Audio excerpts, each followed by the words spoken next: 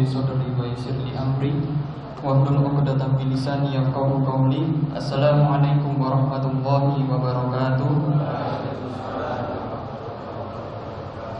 Alhamdulillahirabbil alamin wa bihi nasta'inu ala umuri dunya waddin. Wassalatu wassalamu ala asrafil anbiya'i wal mursalin sayyidina wa maulana Muhammadin wa ala alihi wa sahbihi ajma'in, amma ba'du. Puji syukur kehadirat Allah Subhanahu wa taala yang telah melimpahkan rahmat dan hidayahnya kepada kita semua sehingga kita bisa berkumpul di mushola An-Nur ini dalam rangka melaksanakan sholat Isya secara berjamaah, dan insya Allah akan dilanjutkan dengan sholat tarawih sampai sholat witir. Tak lupa salawat serta salam tak lupa kita haturkan kepada junjungan kita Nabiullah Muhammad sallallahu alaihi wasallam yang telah membawa kita dari zaman jahiliyah menuju zaman Islamiyah ini beserta keluarga, sahabat dan pengikutnya hingga yaumil qiyamah. Amin ya rabbal alamin. Hadirin jamaah mushola An-Nur yang dirahmati Allah Subhanahu wa taala, dalam dalil Quran surat Al-Maidah ayat 3, dalam potongan surat Al-Maidah ayat 3, A'udzubillahi minasyaitonirrajim. Bismillahirrahmanirrahim. Al-yawma akmaltu lakum dinakum wa atmamtu 'alaikum ni'mati wa raditu lakumul Islam madina. Yang artinya, pada hari ini telah kusempurnakan untuk kamu agamamu dan telah kucukupkan kepadamu nikmatku dan telah kuridhoi Islam itu jadi agama bagimu. Mana Allah Subhanahu wa taala yang telah menciptakan manusia, yaitu zat yang maha tahu tentang manusia. Dia maha mengetahui bahwa kondisi dan kekuatan manusia itu tidak sama. Karenanya tidak semua manusia dikenakan beban dan tanggung jawab yang sama. Dalam Quran surat Al-Baqarah potongan ayat 286, yaitu la yukallifullahu nafsan illa wus'aha, yang artinya Allah tidak membebani seseorang melainkan sesuai dengan kesanggupannya. Nah, demikian pula yang berlaku pada puasa. Meskipun hukum puasa itu wajib, tetapi ada orang-orang tertentu yang boleh tidak berpuasa, di mana Allah Subhanahu wa taala maha tahu kondisi mereka sehingga tidak mewajibkan mereka untuk tetap berpuasa, melainkan diberi keringanan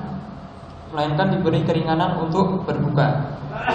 Nah, bahkan ada juga yang wajib berbuka tidak boleh meneruskan puasanya. Nah, siapa aja? Nah, yang pertama itu adalah haid dan nifas. Nah, jika seorang muslimah yang sedang berpuasa kedatangan haid atau melahirkan sehingga mengalami nifas, maka ia wajib berbuka atau membatalkan puasanya. Nah, sebagai gantinya, ia wajib mengqadha di hari lainnya di luar Ramadan. Di mana Aisyah radhiyallahu anha pernah ditanya tentang wanita yang haid, maka ia menjawab, fa nu'maru bi qadha'i shaumi wa la nu'maru bi qadha'i shalah, yang artinya kami diperintahkan untuk mengqadha atau mengganti puasa dan tidak diperintahkan untuk mengqadha atau mengganti salat. Hadis riwayat Bukhari dan Muslim. Yang kedua yaitu orang yang sakit dan safar. Nah, bagi orang yang sakit dan ada harapan sembuh, yang sekiranya jika ia berpuasa sakitnya makin parah atau atas rekomendasi dari dokter, ia perlu berbuka. Boleh baginya untuk tidak berpuasa dan wajib atasnya untuk mengganti puasa Ramadan yang ditinggalkannya.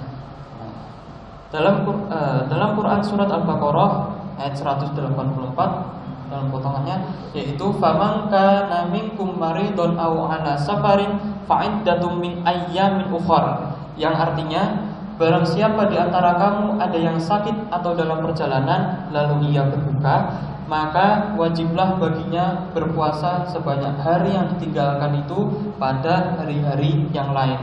Demikian juga bagi musafir yang melakukan safar atau perjalanan jauh, boleh baginya untuk berbuka dan mengganti puasanya di hari yang lain.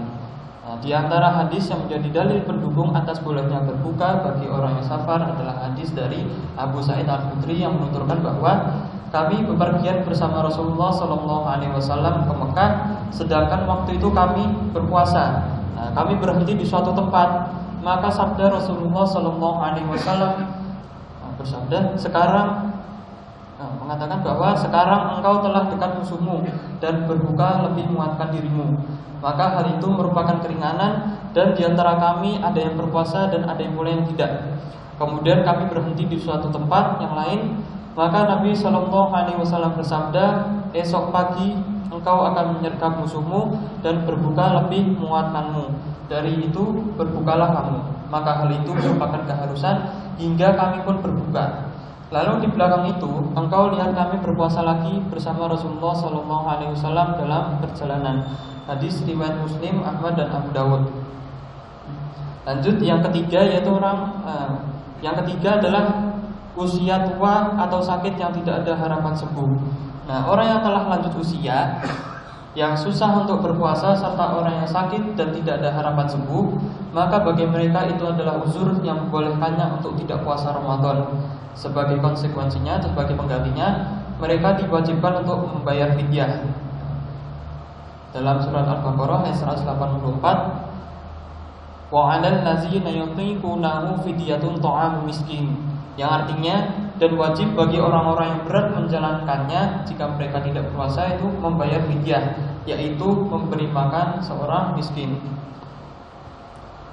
Dalam menafsirkan ayat ini yang dari Al-Baqarah 184, sahabat Nabi ahli tafsir berkata dalam hadis yang diriwayatkan Abu Dawud dan dari Ikrimah bahwa Ibnu Abbas berkata mengenai firman Allah, dan wajib bagi orang-orang yang berat menjalankannya jika mereka tidak berpuasa, yaitu membayar fidyah, yaitu memberi makan seorang miskin. Yang tadi dalam Quran surat Al-Baqarah ayat 184 merupakan keringanan bagi orang tua yang telah lanjut usia, baik laki-laki maupun wanita yang telah payah untuk berpuasa, agar mereka berpuasa dan memberi makan untuk setiap hari itu seorang fakir miskin.